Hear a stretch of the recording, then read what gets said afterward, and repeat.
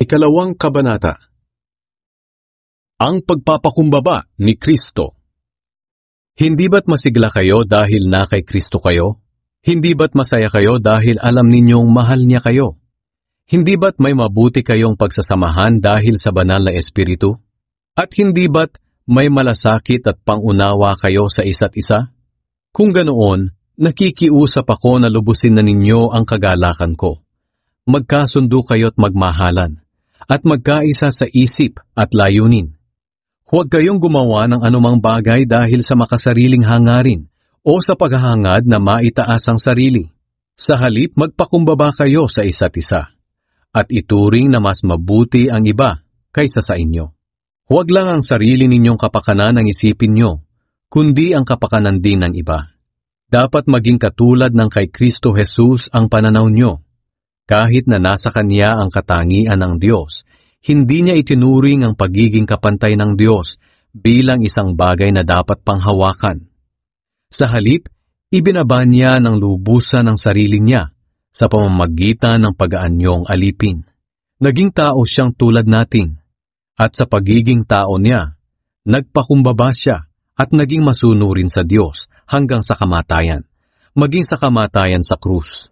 Kaya naman itinaas siyang lubos ng Diyos at binigyan ng titulong higit sa lahat ng titulo, upang ang lahat ng nasa langit at lupa at nasa ilalim ng lupa ay luluhod sa pagsamba sa Kanya. At kikilalanin ng lahat na si Hesukristo ang Panginoon sa ikapupuri ng Diyos Ama. Magsilbi kayong ilaw na nagliliwanag. Mga minamahal, kung paano lagi ninyo akong sinusunod noong magkakasama pa tayo, lalo sana kayong maging masunurin kahit ngayong malayo na ako sa inyo.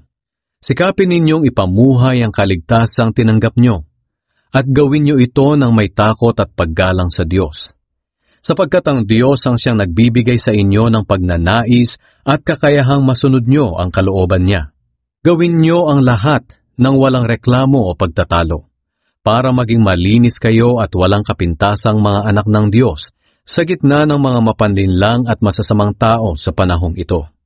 Kailangang magsilbi kayong ilaw na nagliliwanag sa kanila habang pinaninindigan nyo ang salita na nagbibigay ng buhay na walang hanggan. At kung gagawin nyo ito, may maipagmamalaki ako sa pagbabalik ni Kristo. Dahil alam kong hindi nasayang ang pagsisikap ko sa inyo. Ang paglilingkod ninyo na bunga ng inyong pananampalataya ay tulad sa isang handog. At kung kinakailangang ibuhos ko ang aking dugo sa handog na ito, maligaya pa rin ako at makikigalak sa inyo. At dapat maligaya rin kayo at makigalak sa akin. Si Timoteo at si Epaphroditus. Umaasa ako sa Panginoong Hesus na mapapapunta ko riyan si Timoteo sa lalong madaling panahon, para masiyahan naman ako kapag naibalita niya ang tungkol sa inyo. Siya lang ang kilala ko na katulad kong nagmamalasakit sa inyo ng totoo. Ang iba'y walang ibang iniisip, kundi ang sarili nilang kapakanan at hindi ang kay Hesukristo. Ngunit alam niyo kung paano pinatunayan ni Timoteo ang kanyang sarili. Para ko siyang tunay na anak sa pagtulong niya sa akin sa pangangaral ng magandang balita. Binabalak kong papuntahin siya sa inyo kapag nalaman ko na ang magiging hatol sa akin dito.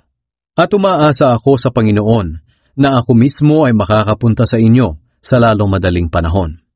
Sa ngayon, naisip kong kailangan ng pabalikin ng kapatid nating si Epaphroditus na pinapuntan niyo rito para tulungan ako. Tulad ko rin siyang manggagawa at tagapagtanggol ng magandang balita. Pababalikin ko na siya sa inyo, dahil sabik na siyang makita kayo, at hindi siya mapalagay dahil nabalitaan ninyong nagkasakit siya. Totoo ngang nagkasakit siya, at muntik nang mamatay. Ngunit naawa ang Diyos sa kanya at maging sa akin, dahil pinagaling siya at naligtas naman ako sa matinding kalungkutan. Kaya gusto ko na siyang pabalikin para matuwa kayo kapag nakita niyo na siya ulit, at hindi na rin ako mag-aalala para sa inyo. Kaya tanggapin niyo siya ng buong galak bilang kapatid sa Panginoon. Igalang niyo ang mga taong tulad niya, dahil nalagay sa panganib ang buhay niya para sa gawain ni Kristo. Itinaya niya ang buhay niya para matulungan ako bilang kinatawan ninyo.